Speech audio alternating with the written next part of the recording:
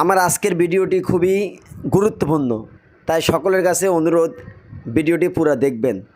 অবশ্যই অনেক মজা পাবেন এবং অনেক কিছু জানতে পারবেন। চলুন আমি আলোচনাটা শুরু করার আগে আপনাদেরকে আমির হামজার একটা বক্তব্য দেখাই। প্রিয় দর্শক, আপনারা আমার থাম্বনেল দেখে বুঝে ফেলেছেন যে জামাত ইসলাম সঠিক পথে গেছে কিভাবে, এবং আমির হামজা কি সত্যিকারে এমপি নমিনেশন পেয়েছেন কিনা এবং তিনি এমপি হবেন কিনা, তিনি জিতবেন কিনা।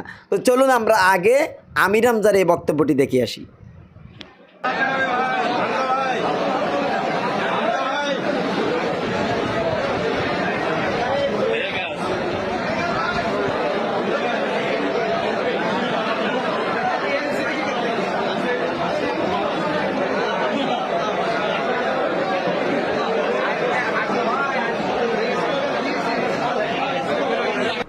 তারা লড়াই করে আল্লাহর রাস্তায়, ফায়াকুতুলুনা ওয়া ইউকতালুনা, আগে মারে এরপর।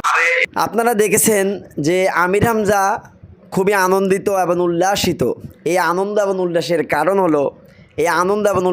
কারণ হলো যে আমির হামজা জামাত ইসলামী থেকে নমিনেশন পেয়েছে। এটা কিন্তু কোনো নর্মালি বিষয় না। বাংলাদেশ জামাত ইসলামী এত বড় একটা দল, বর্তমানে বলতে গেলে বিএনপির পরে যাদের অবস্থান, সেই দল থেকে নমিনেশন পাওয়া এটা কিন্তু ভাগ্যের ব্যাপার। প্রিয় দর্শক, স্ক্রিনে আপনারা লক্ষ্য করুন, দেখুন এই সংবাদটা এত জোরালোভাবে প্রচার হয়েছে যে জনকণ্ঠ লিখেছে কুষ্টিয়া আওয়ামী লীগ নেতা হানিফের আসনে জামাতের প্রার্থী মুফতি আমির হামজা। এরপরে আপনারা দেখতেছেন ঢাকা পোস্ট, তারা লিখেছে কুষ্টিয়া 3 আসনে জামাতের প্রার্থী মুফতি আমির হামজা। এরপরে আপনারা দেখতেছেন কালের কণ্ঠ লিখেছে সংসদ নির্বাচনে মনোনয়ন পেলেন আমির হামজা। তারপরে নয়া দিগন্ত, তারা লিখেছে আমির হামজাকে জামাতের এমপি প্রার্থী ঘোষণা। প্রিয় দর্শক, আমার প্রিয় ভাইরা, জামাতে ইসলাম এতদিন পর একটা সঠিক সিদ্ধান্তে পৌঁছলো।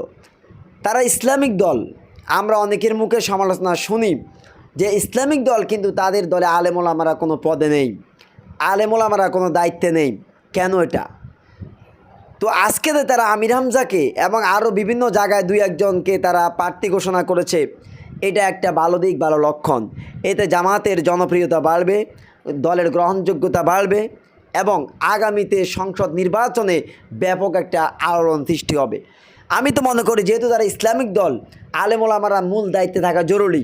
কারণ আমরা যদি জামাতের পিছনের ইতিহাসের দিকে তাকাই, তাহলে আমরা দেখব যারা পূর্বের আমির ছিল তারা অনেকেই আলেম ছিলেন, যেমন মাওলানা নিজামী, এবং কোনো মানুষ বলে এবং অনেকে বলে থাকে যে গোলাম আজম আলেম ছিলেন, কিন্তু কতটুকু সত্য জানি না। এছাড়াও আল্লামা দেলোয়ার হোসেন সাইদির মতো একজন জগৎ বিখ্যাত আলেম জামাতের নায়েবে আমির।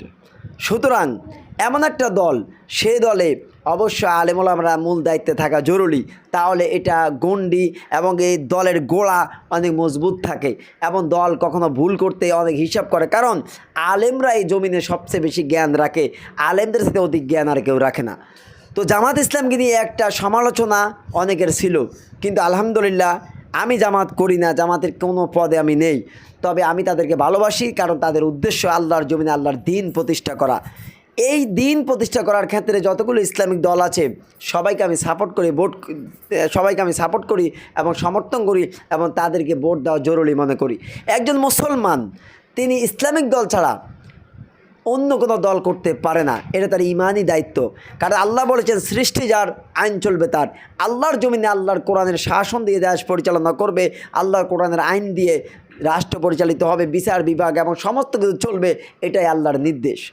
এখন ইসলামিক দল ক্ষমতা যাবে কি যাবে না সেটা আল্লাহর সুবহানাহু ওয়া তাআলাই ভালো জানেন, কিন্তু আমাদের কাজ হলো আমরা চেষ্টা করে যাওয়া।